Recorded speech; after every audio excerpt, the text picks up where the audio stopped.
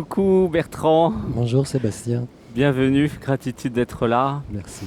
Alors, qu'est-ce qui t'a pris de venir au Costa Rica faire une retraite chamanique plante sacrée?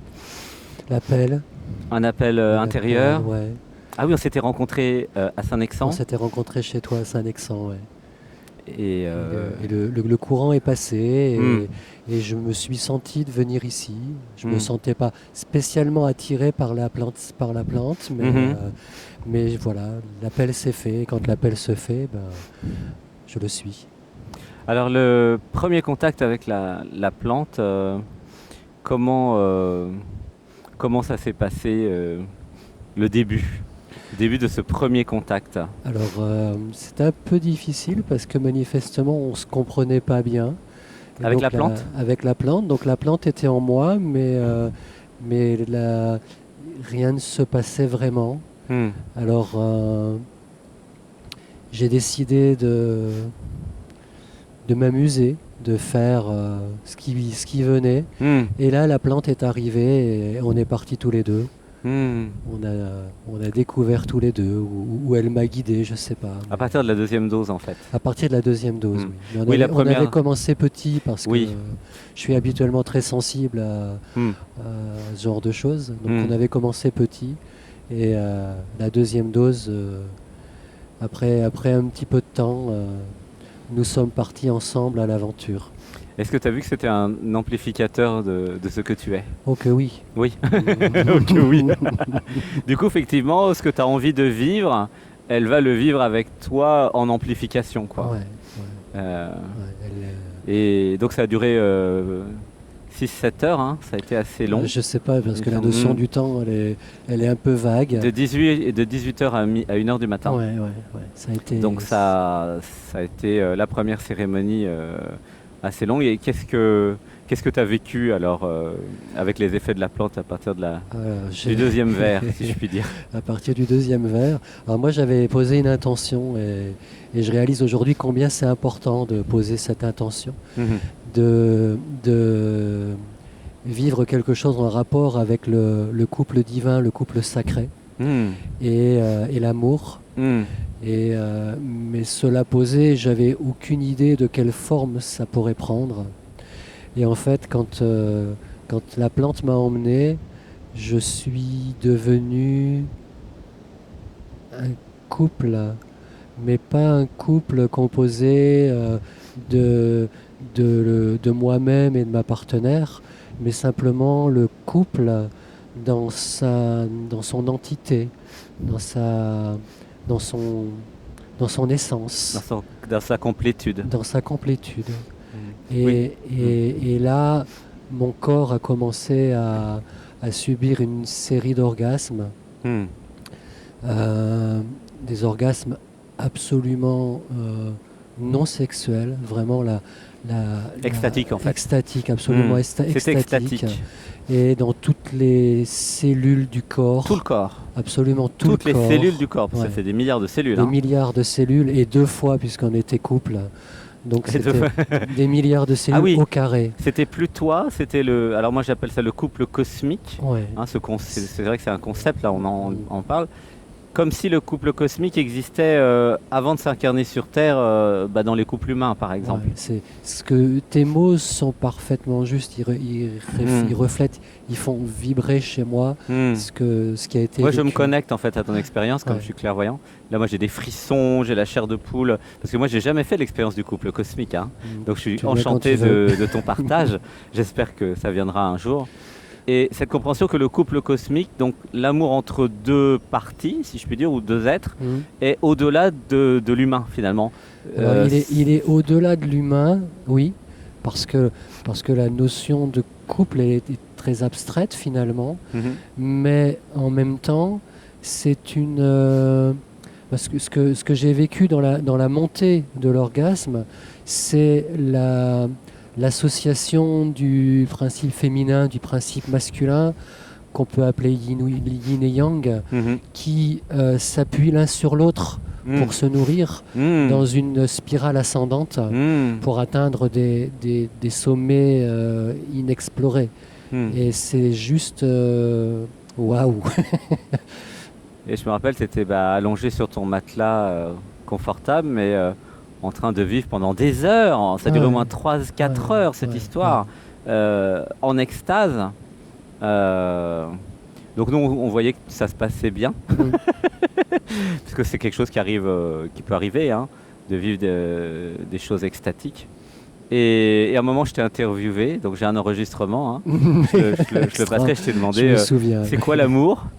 Et là, je ne sais plus ce que tu as répondu. Ah oui, si, je me rappelle. Tu te rappelles? J'ai dû répondre quelque chose comme c'est tout. C'est la source de toute chose, la tu as dit. La source de toute chose. Et c'est quelque chose que j'ai vécu aussi dans une cérémonie chamanique, plante sacrée. Et je t'ai dit, c'est quoi le tantra? Et tu m'as dit aussi, c'est la source de toute chose. Parce qu'au départ, je t'interrogeais sur le tantra. Puisque ton expérience spirituelle t'a amené à avoir des connaissances et des expériences en tantra. Hein.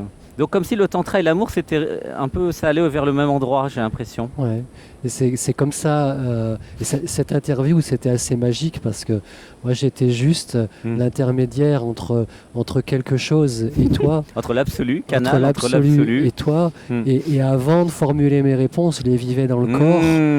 Et quand la réponse vibrait juste, l'orgasme se manifestait. Ah oui, ça donnait encore plus d'orgasme. Ça donnait encore plus d'orgasme. Donc c'était à la fois divin et ouais, c'était magique. Et effectivement, amour et tantra ont donné la même réponse, au sens où ce qui était vécu dans le corps, c'est que l'amour, source de toute chose, c'est quelque chose qui est, quand on est origine, quand on est là-haut, c'est une évidence, mais quand on est dans notre quotidien, convaincre que les choses qui nous plaisent pas sont issues de l'amour, c'est difficile. Ah, c'est sûr.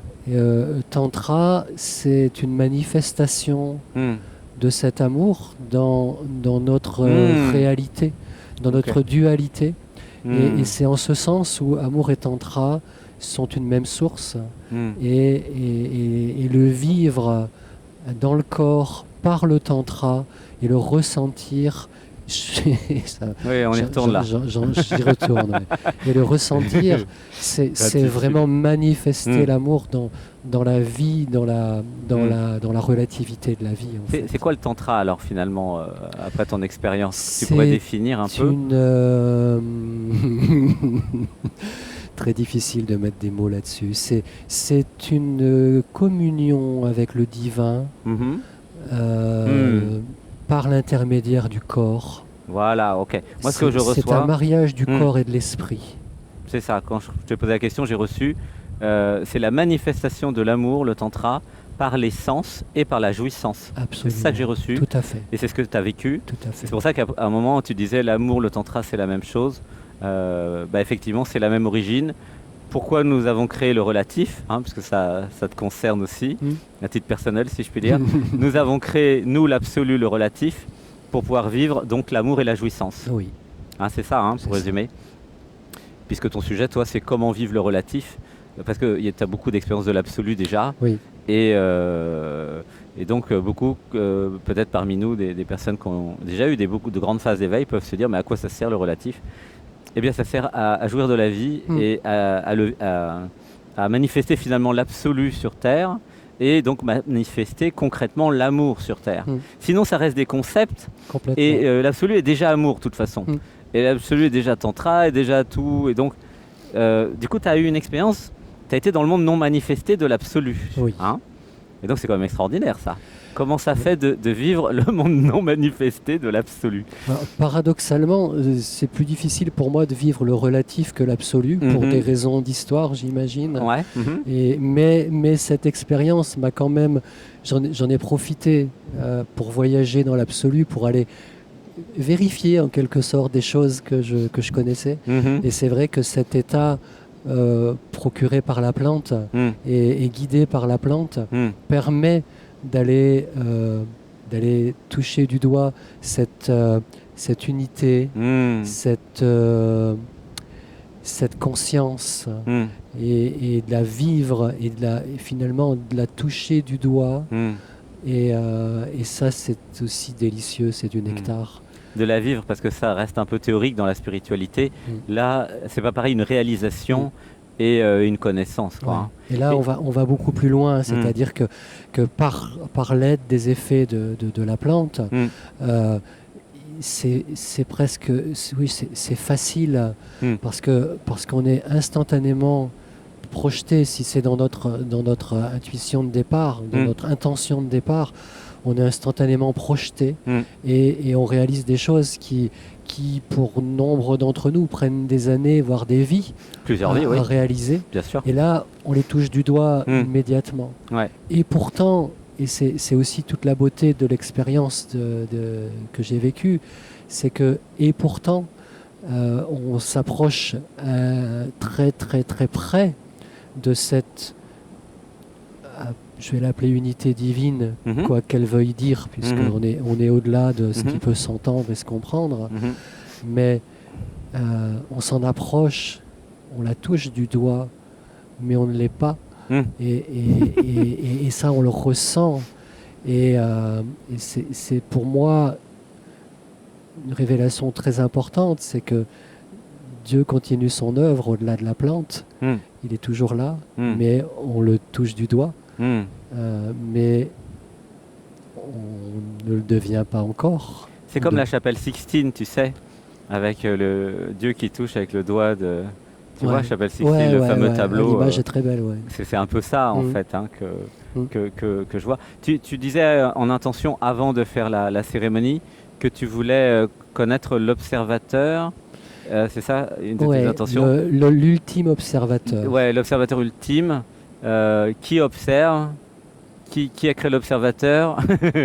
Ouais, en fait, alors, je suis dans cette voie spirituelle qu'on appelle Advaita Vedanta, dont l'objet est de réaliser je dans je suis.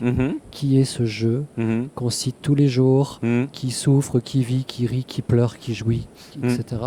Et c'est d'aller le rencontrer.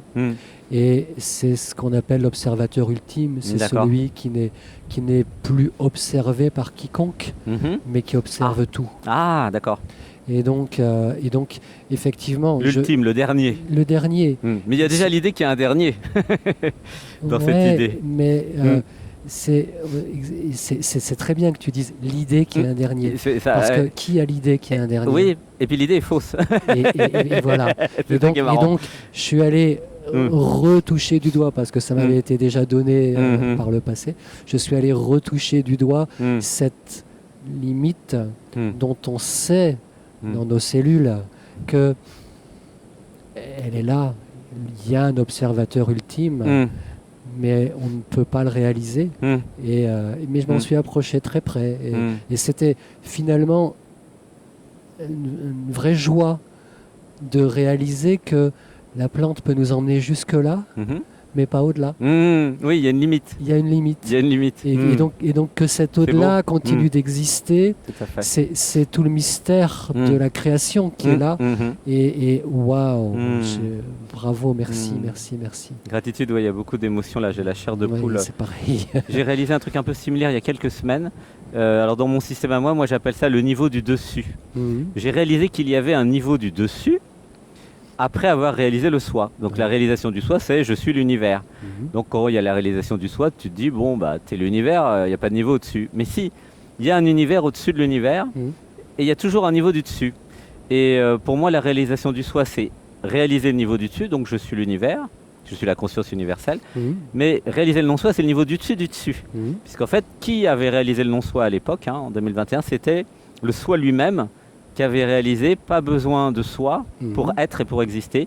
C'est-à-dire que ça existe sans soi. Voilà, donc il y a 3 niveaux, mais il y a plus après bien sûr.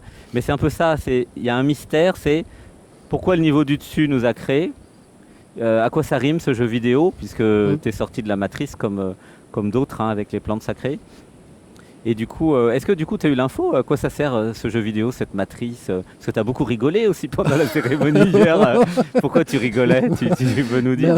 Je rigolais pour 2 raisons. Parce que la première, c'est que la réalisation que cet orgasme est possible il faut que ça sorte d'une manière ou d'une autre. Et il y a que pleurer ou rire pour sortir ce niveau d'énergie.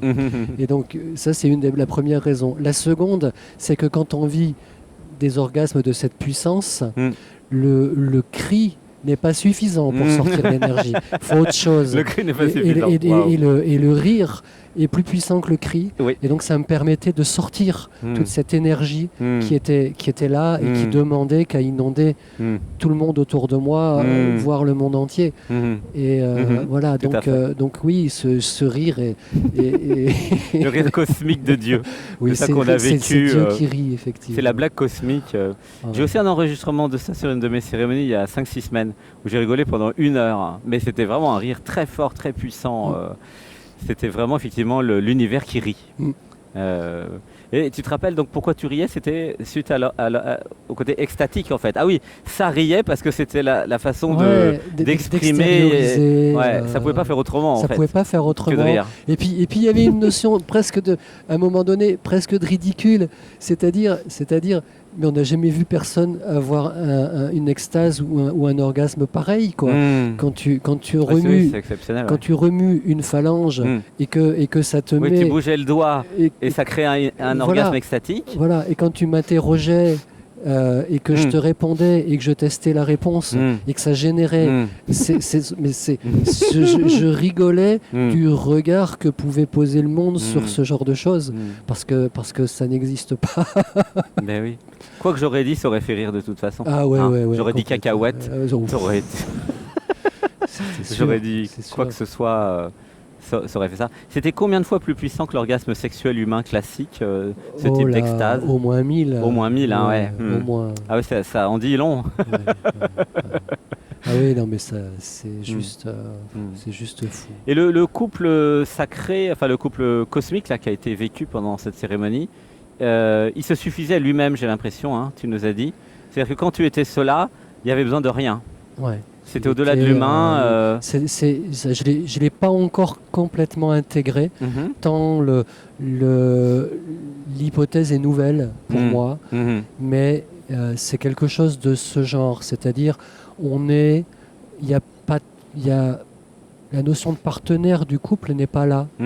C'est simplement ce qui reste quand le couple fusionne, il reste une entité couple.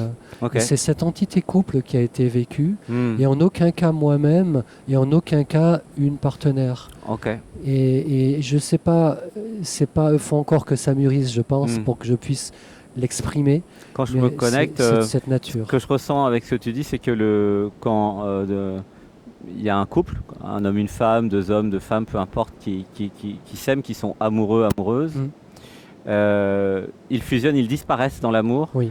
Et c'est ce fameux couple cosmique qui s'incarne à travers leur corps et même qui fait l'amour. Oui. Ce n'est plus eux qui font l'amour, c'est le couple cosmique, le yin et le yang qui se mélangent et qui font l'amour. Hein.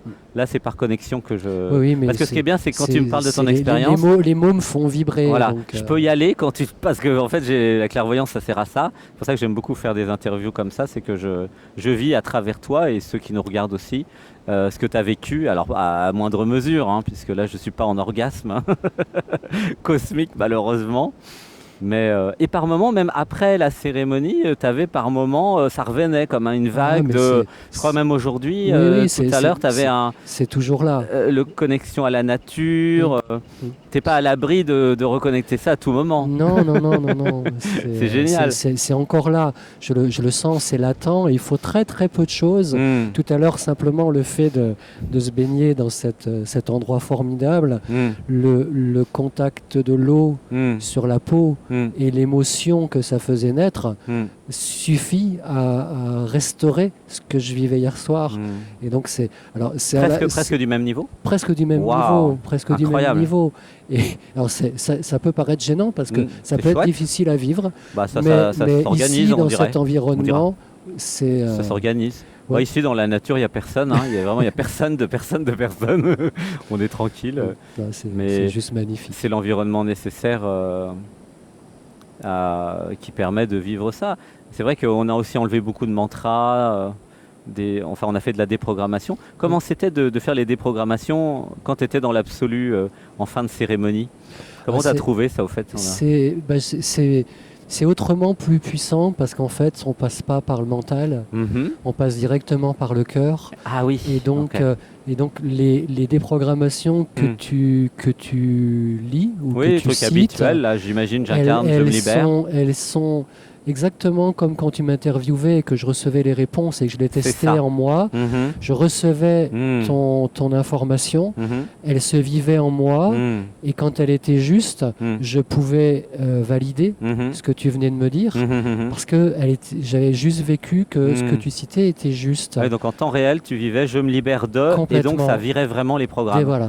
Incroyable. C'est une grande puissance. C'est ce que ça avait fait avec les autres aussi. Combien de fois plus puissant que sans les plantes, d'après toi, je répondrai même pas parce que quand ça passe quand ça passe par le mental, pour moi c'est zéro ou pas loin. C'est-à-dire que j'entends ce qu'il dit, je vais dire je valide. Ouais, pour lui faire plaisir, voilà. Mais là ça n'a rien à voir parce que c'est directement le cœur qui reçoit, qui teste l'hypothèse, qui regarde, qui vit, et quand il a vécu, qu'il a réalisé que c'était la réalité ultime. Il valide.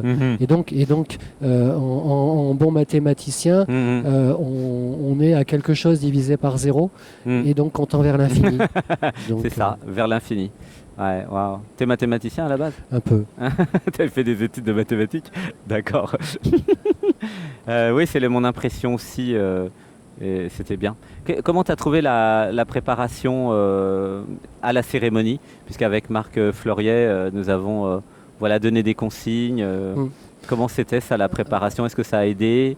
Tu parlais de confiance l'autre jour, de cadre. C'est super important. C'est comment ça? C'est super important parce que on a parlé un peu de tantra. Et dans le tantra, c'est pareil. C'est extrêmement important que le cadre soit posé et que la sécurité soit posée.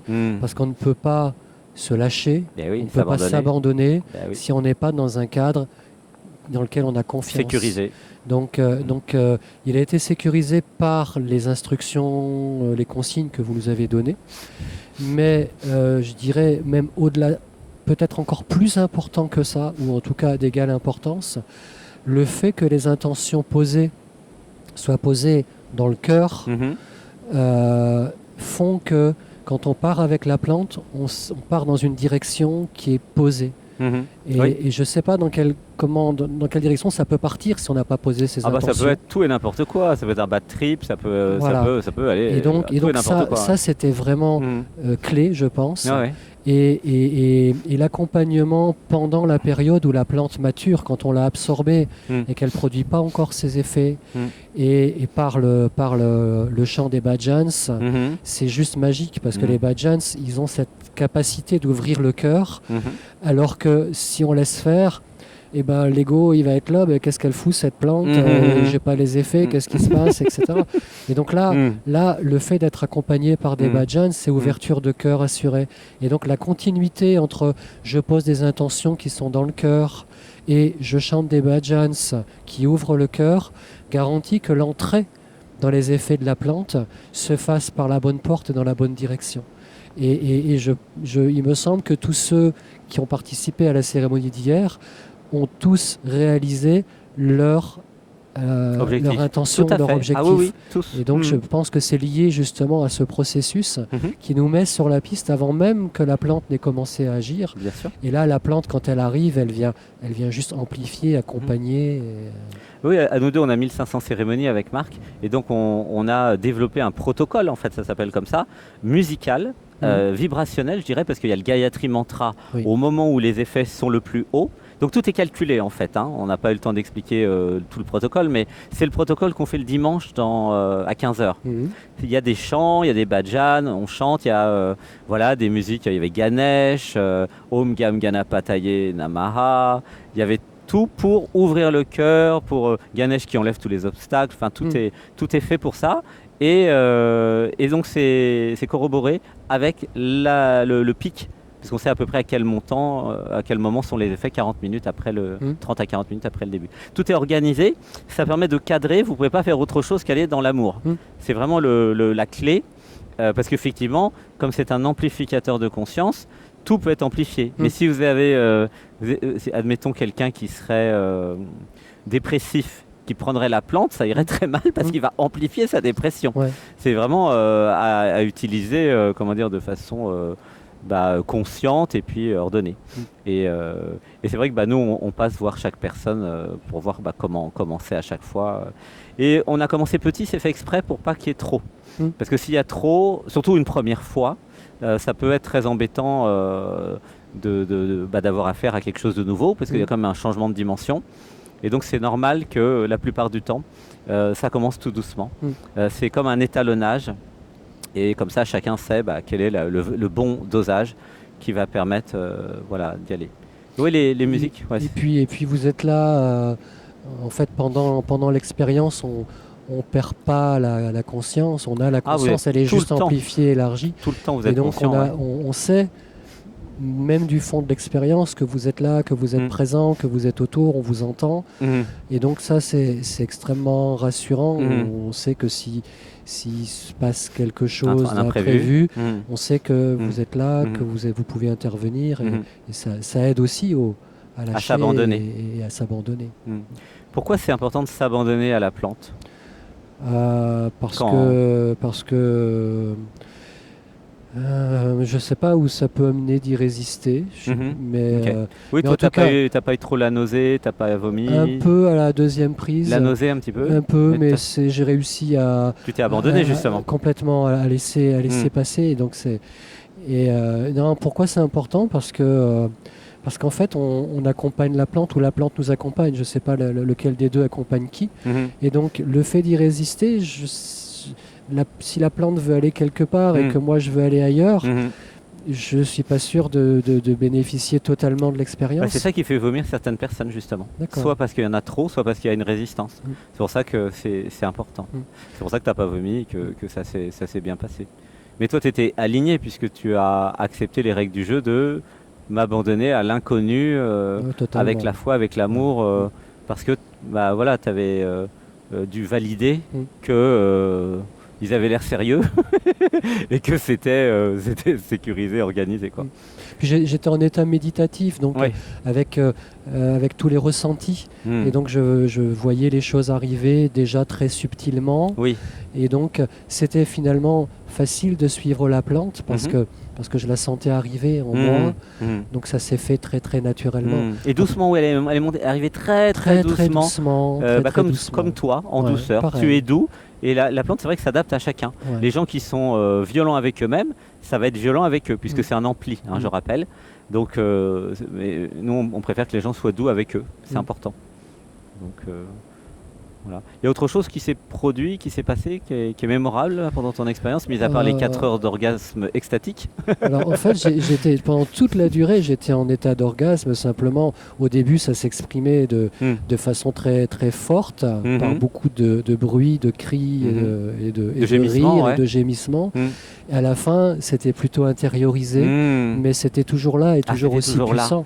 D'accord. Et si je bougeais un petit doigt, je continuais d'avoir les mêmes juste effets. Bouger la main, c'est pour ça que il n'y avait plus besoin de bouger après. Voilà. Mais malgré tout, j'en ai profité, puisque la plante m'y autorisait, m'y encourageait. J'en ai profité pour aller voir des choses, expérimenter des choses. Donc tout à l'heure, je te citais le fait d'aller pousser l'observateur au dernier. Donc ça, je l'ai vécu hier. Puis après, je me suis allé me balader aussi dans mes organes. Ah oui, c'était intéressant. Tu as parlé à j'ai parlé à ma prostate. La prostate notamment. Et donc je suis allé la voir et donc elle était là devant moi et on échangeait. Tu avais des images au fait ? Oui, j'avais monsieur ou madame prostate devant moi. D'accord, ok. Et il y avait un véritable échange qui se mettait en place. Donc on a pu s'entendre, on a pu se comprendre. C'était très très agréable. Ensuite, j'étais dans une position, au moment donné, j'avais un peu le nez bouché, j'avais un peu de mal à respirer. Et du coup, je suis allé à la rencontre de mon nez. Et j'ai dit, tu pourrais t'ouvrir un peu, j'ai besoin de respirer. Et puis ça s'est ouvert et immédiatement. Ma respiration est devenue normale. La simple volonté sur le corps. Ouais. Mais ça veut dire qu'on peut, en théorie, hein, guérir toute maladie avec cette histoire de si j'ai un problème sur un organe, je vais dans l'absolu, j'envoie de l'amour dans l'organe, de la lumière, et je lui dis, ben, c'est quoi ton problème? Allez, vas-y, on se guérit. Alors, je ne suis pas En médecin, je ne théorie, pourrais pas moi non répondre, plus, je suis pas mais médecin. en tout cas, En c'est ce que je voulais tester hier. Eh ouais. C'est est-ce que ce que je vis, je le vis simplement par projection mentale ou je ne sais quoi, ou est-ce que c'est plus profond que ça? Et la réalité, c'est que c'est beaucoup plus profond C'est que plus ça. profond puisque c'est toi qui as tout fabriqué, le corps et les organes. Donc évidemment que si tu es le créateur du corps et des organes, tu peux très bien parler à chaque organe et faire ce que tu veux. Ça veut dire que j'espère qu'on aura des médecins qui viendront dans nos stages et que les médecins qui eux sont médecins pourront faire peut-être cette expérience, parler à des endroits du corps ou des organes pour pourquoi pas la médecine du futur. On peut l'imaginer, c'est pas interdit, guérir par la pensée et guérir par l'absolu. Ça serait chouette parce que ça éliminerait beaucoup de souffrance. Hein. En tout cas, c'est vraiment un nouveau. S'il y a des médecins qui veulent venir, qui viennent faire des études avec nous, de la recherche, puisqu'on est un peu en mode recherche là quand même. Hein. Recherche et développement sur les nouvelles technologies. Hein. C'est chouette ça de parler aux organes. Je le ferai la prochaine fois. Peut-être faire même un check-up complet. Est-ce que tout va bien c'est vraiment étonnant parce que on est vraiment, on discute d'égal à égal avec l'organe et on se comprend et on échange. Et, voilà, moi, ma prostate, elle était triste parce qu'elle se sentait vieille. Ah d'accord. Et donc je lui ai montré qu'elle n'était pas vieille, qu'elle avait encore. C'était juste elle qui décidait d'être vieille. D'accord. Et puis voilà. Et puis pour la première fois depuis très très longtemps, je suis pas allé faire pipi cette nuit. Ah d'accord. Donc visiblement ça l'a rajeuni. Ça l'a rajeuni. Ah, je sais pas pour combien de temps, mais en tout cas ça. Ah, peut-être tout le temps. Voilà, donc c'est. Mais si nous comprenons que tout est construit. Les organes sont construits, et si nous comprenons que c'est l'absolu qui construit tout, en allant dans l'absolu, nous pouvons faire tout ce que nous voulons, tout ce que nous pouvons imaginer même, vu que c'est l'imagination qui est créatrice et créateur. Donc si nous voulons imaginer la médecine du futur en allant dans l'absolu pour guérir quelque chose, il n'y a pas de raison, d'un point de vue théorique. Hein. Voilà. Après, c'est au relatif justement de tester, faire les protocoles, et puis d'y aller. Hein. On avait fait du yoga le matin aussi. Ouais. Ça a aidé le matin à préparer la cérémonie. Tu penses je pense que tout le déroulement de la journée amène au point d'orgue de la cérémonie. Et donc le yoga, surtout sur la plage, avec le bain de mer qui suit. Oui, t'étais déjà en tantra extatique avec le bain de mer, je me rappelle. Complètement. Et donc, bien sûr, ça fait partie du chemin et ça libère, ça permet d'écouter le corps et donc c'était très très beau. Et même les petits jeux, les yeux dans les yeux, par deux sur la plage. Là, on est monté en vibration déjà à ce moment-là. Hein. Je sais pas si tu te rappelles. Oui, on était déjà très haut. Le midi, on était déjà très haut. On était déjà. Je pense que j'aurais pu avoir une extase sans même aucune plante. Ah oui, oui. Mais pas de cette dimension-là. Mais Ah oui, nous étions déjà très très haut. D'ailleurs, il y en a d'autres qui nous en parleront, qui avaient déjà eu beaucoup d'effets avec ce qu'on avait fait le matin. Hein. C'est la même chose que ce qu'on fait à Saint-Nexan, des petits jeux de montée vibratoire qui étaient déjà, qui nous ont vraiment déjà bien préparés. Hein. Bon, gratitude, vivement peut-être la prochaine alors, hein, demain. Merci Sébastien. Puisque c'est un rythme. C'est trop bon. Un tous les 2 jours. Donc du coup, tu es content d'être venu au Costa Rica. Je suis content à la puissance infinie, comme tu disais tout à l'heure. Asymptotique. Asymptotique, infini, c'est le mathématicien. Est-ce que tu peux te prendre dans mes bras? Ah bah oui, on fait toujours des cas. Attention de ne pas tomber dans l'eau parce que là il y a l'eau. Hein. Je serai mouillé. Non, oui, mais il y a le micro. Gratitude. Alors c'est vrai que des câlins, on en fait plein. Wow. Je t'aime. Merci d'être venu. Wow.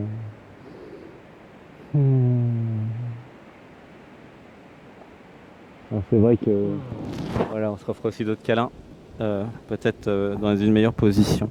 Bon, on va dire au revoir. On a fini? Il y a autre chose que tu voulais rajouter? Je